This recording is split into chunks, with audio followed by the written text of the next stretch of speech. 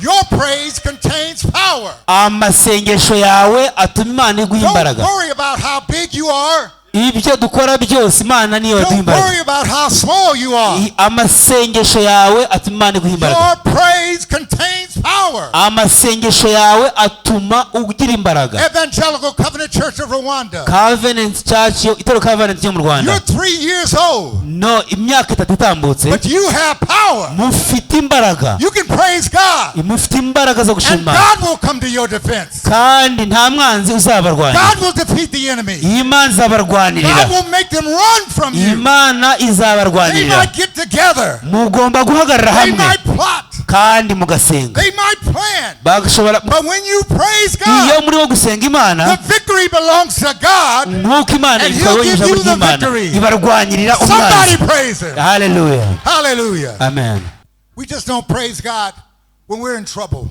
ntabwo tugomba gusenga Imana gusa igihe turi mu bibazo. We praise God in the good times. tugomba gusenga Imana mu bihe byiza. You see, if you don't praise Him in the good times, no, ntabwo tugomba gusenga Imana igihe turi mu bihe byiza gusa, you won't know how to praise Him in the bad times. kubera yuko iyo usenze Imana mu gihe cyiza gusa ntabwo umenya gusenga Imana igihe uri no mu bibazo. So there is a practice to your praise. uyu munsi mugomba kugira imyitozo ku bijyanye no gusenga. And when you praise Him, iyo urimo gusenga, praise will give you a new perspective. amasengesho aguha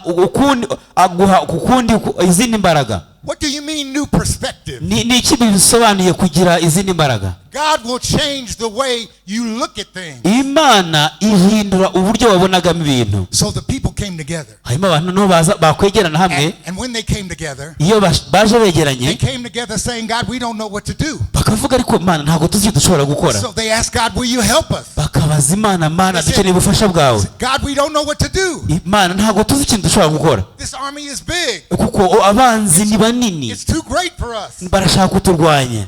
But God responded. Imana no irasubiza. So here was fear hano hari ubwoba because they didn't know what to do. kubera ko ntabwo bazi icyo bagomba Here gukora. was fear ahubwo nubwo mufite ubwoba because the enemy was great. kubera ko umwanzi ni munini. Here was fear hanyuma hari ubwoba koko because sometimes the money wasn't there. rimwe na rimwe nta mafaranga ahari. Here was fear kuko yego hari because ubwoba sometimes the people didn't show up. kubera yuko rimwe na rimwe abantu Here baratuzengurutse. is fear rimwe na rimwe hari ubwoba because it's you by yourself. kubera yuko wowe ubwawe nawe ntuzi icyo ushobora gukora. But God responded to the praise ariko Imana isubiriza amasengesho yawe. and told them through the prophet Jahaziel, hanyuma irababwira iti, I have work for you to do. hari icyo mfite nshaka ko mukora. And because I have work for you to do, kubera yuko hari icyo mushobora gukora, you're going to complete what I have sent you to do.